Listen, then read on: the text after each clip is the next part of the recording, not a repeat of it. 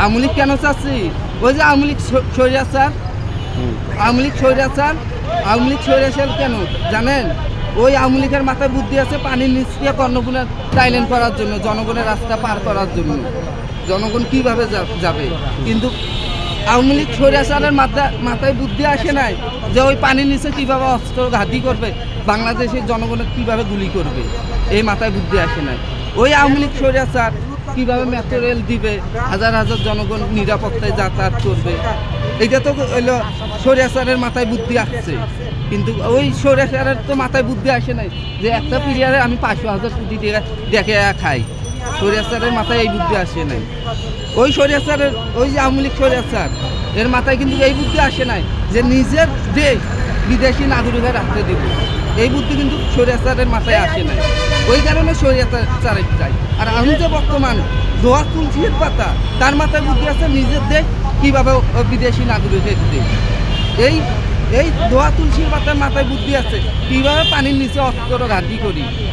এই স্বৈরাচার, শেখ হাসিনা স্বৈরাচার, এই মাদক নিয়ন্ত্রণ করার জন্য অনেক কিছু করছে, তারপরেও মাদক নিয়ন্ত্রণ করতে পারে নাই।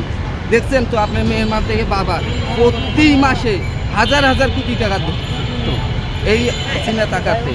আর এখন এই বর্তমান আমাদের দোয়া তুলসীর পাতা যে বর্তমান ডক্টর মোহাম্মদ ইউনূস, এই কোনো মাসে দেখাইতে পারলো না যে এতগুলো হলো মাদক ধরছে।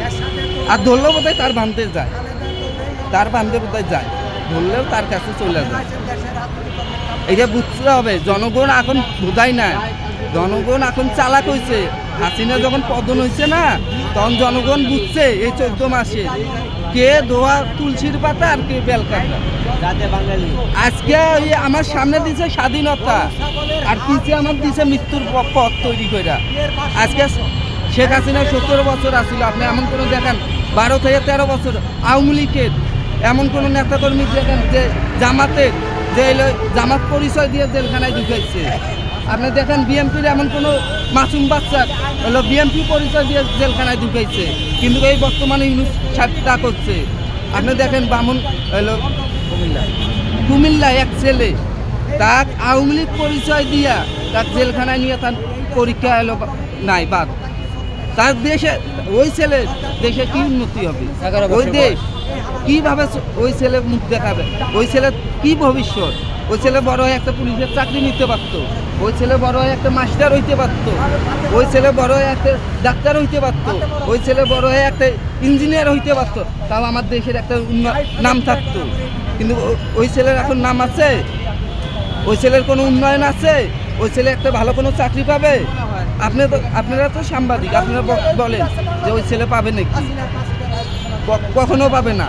এই যে এক সোনার বাংলা, আমার বাংলা কি সোনার বাংলা, যদি সোনার বাংলা গান নিয়ে যদি আমার জেলখানায় যাইতে হয়, তাহলে আমি এই বাংলাদেশে তাই কোন গান পাবো? পাকিস্তানের গান পাবো না আমেরিকার নিয়ে গান পাবো? বাংলাদেশ, বাংলাদেশের জনগণ বাংলা গান পাবে, ঠিক আছে? বাংলা গান পাবে, তার জন্য কি আমার জেলে যাইতে হবে? এটা কোন দেশ? এইটা কোন দেশে আমরা বসবাস করতেছি? এটা কি আমাদের তরুণের মৃত্যুর পথ তৈরি করে দিছে?